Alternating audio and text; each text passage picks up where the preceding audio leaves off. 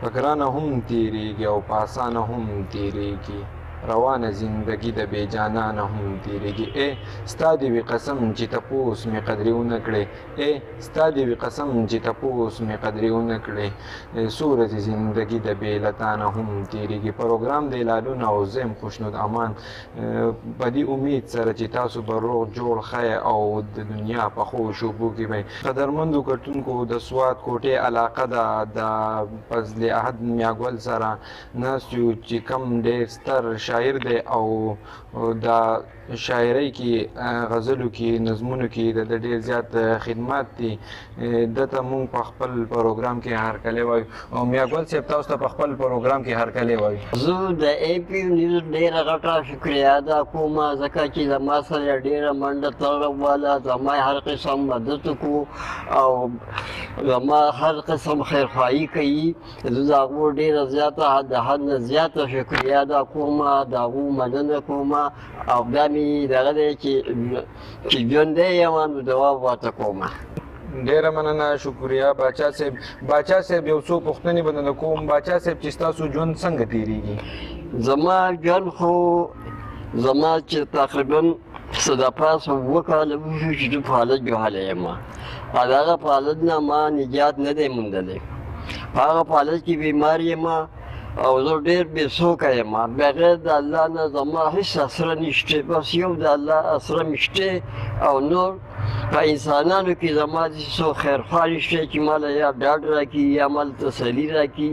یا هسې په دروغه راته وایي چې خبر مه هڅه کوه زه دې موار یم. دا کار چېرته چا نه دی کړی او بس ما الله ته سترګې نیولې دي. الله په خپل کامل قدرت زما سبب کوي او ما ساتي. باقي دغه حال مې دی چې د کټ ځای مې نشته. په کټ بل دی زما کله په جومات کې سوالم، کله چا په حجره کې، کله چا په ویټه کې، خپل مې د یو کټ ځای هم نشته دی او دغه ژوند دی یو تېر شو. نور په دې نه زیات څه ووایم. باچا صاحب ستاسو په شاعرۍ کې ډېر زیات خدمات دي. د کم وخت نه تاسو د غزل نظم د دې سره د کم وخت نه واسطه ساتئ؟ د 1960 نه زه ما دا شاعري اختیار کړې ده او تر ډېر وروسته پورې لا زه دا شاعري کوم. باچا صاحب څو کتابونه مو لیکلي دي؟ د کتابونو نومونه څه دي؟ ما کتابونه لیکلي وو 15. هغه واړه کتابونه وو او د هغې ما ته د ورکېدو خطره وه. نو هغه کتابونه ما ټول راغونډ کړل او د هغې نه مې نچوړ راویستو. په هغې کې مې چانټي وکړه، کوم وینا چې زما خوښه وه هغه مې پکې ولیکله، کوم چې خوښې نه وه هغه مې پرېښوده. اوس مې ته یو کتاب یو کړی دی، د هغې 240 صفحې په 240 صفحو باندې مشتمل دی. او نور کتابونه یو وو اولنی کتاب هر مثال، بل ورپسې وو رنګین قلم، بل ورپسې وو د مینې ګلشن، بل وو دردانه، بل وو تل سپرلی. د دې 15 واړو کتابونو مجموعه ما دا جوړه کړه چې یو کتاب مې جوړ کړو، هغې له مې نوم کېښود رنګین کلام.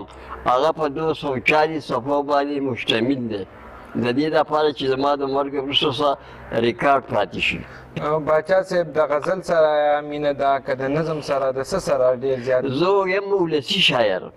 د مصري نه واله او تر حمد پورې د ناته پورې دا ټول څیزونه په دې زما عبور دی چې دا زه جوړولی شم. چاربیته، غزل، رباعي، لوبه، نعت، حمد دا ټول ما جوړ کړي دي او په دې کتاب کې موندی شي. باچا صاحب د چا نه متاثره شوی چې د غزل نظمونو سره کتاب مو خپل ولیکل؟ د هېچ چا نه نه مو متاثره شوی، خو د وړوکوالي نه مې د دې شاعرۍ سره مینه وه او شاعري مې خوښه وه. زموږ شاعري به مې کوله، په وړوکوالي په سکول کې به مې سبق وي او هسې دا شاعري اخوا دېخوا مې کول. پخوا دا شاعري ډېره کمه وه، شاعري چا پېژنده هم نه. زه چې په لارې باندې تلم ما ته خلکو ټول لوی وړو به ورته ګوتې وښیي دا لږ شاعر دی. دا خو ساده زمانه وه، ما ته هغه چې وایي که ته شاعر یې په دې شي پورې ووایه. یو ما به وي خپله شاعري مې په خلکو منله، که ته شاعر یې په دې شي پورې ووایه. دا به ویل که شاعر نه و هم شاعر شم ولې چې هر وخت به لګیا وم جوړول مې کول چا په خبره نه د شپې د ورځې هر چا وي که ته شاعر یې په دې خبره پورې به ته داسې جوړه کړې دا د ده بستر دی په دې پورې جوړه کړه دا داسې په دې سړي پورې جوړه کړه دا صفت وکړه دا غیبت وکړه هغه ما ټول کړي دي باچا صاحب اخرنی پوښتنه به درنه کوم د هغې نه پس به بیا خپل غزل وایې سبق مو څومره ویلی و سبق مې په اتم جماعت کې پرېښی هم د دې شاعرۍ داسې مې پرېښی و چې شاته شاعري مې کوله او دلته کې د سکول سوالونه اعلی بلا هغه ما بیا نه شو سرته رسولی د دې د وجې نه په اتم جماعت کې مې پرېښی دی او تښتېدلی وم ته باچا صاحب مینوالو ته کوم مسافر وروڼه چې دي هغو ته به څه ډالۍ کوئ تاسو بس چې شنو بس هغو ته څه نظم غزل ډالۍ کوي فکر کوه تعلق د چا سره ناکاره نه کړي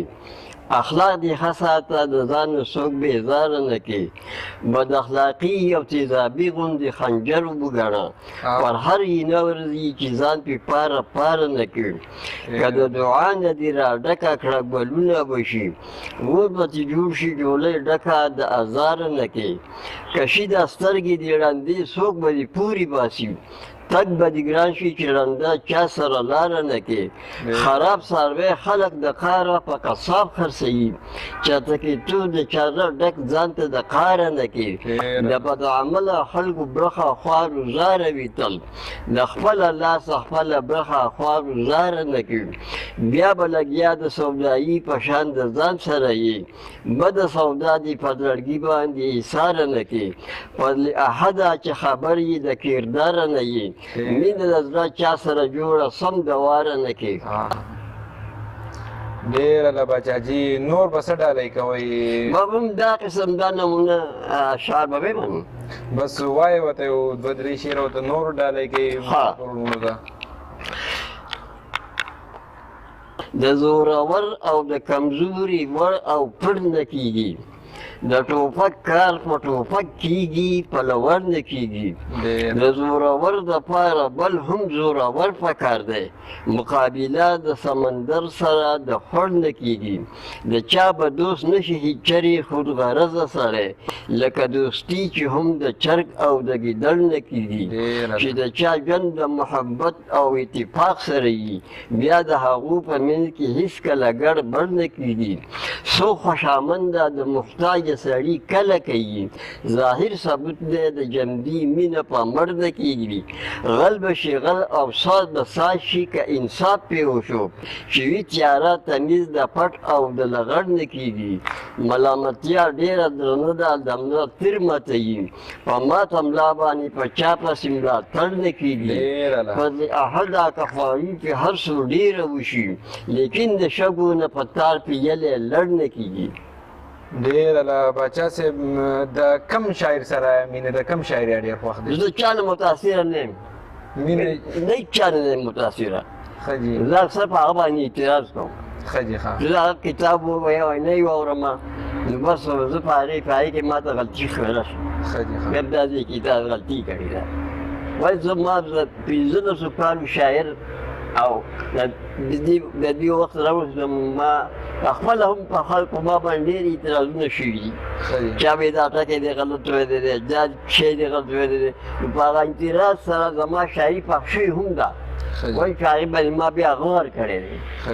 دا غور سره کم شی چې یو کار یو کسب سړی کوي که نه او بل د اعتراض د هغه دپاره یو ښوونه ده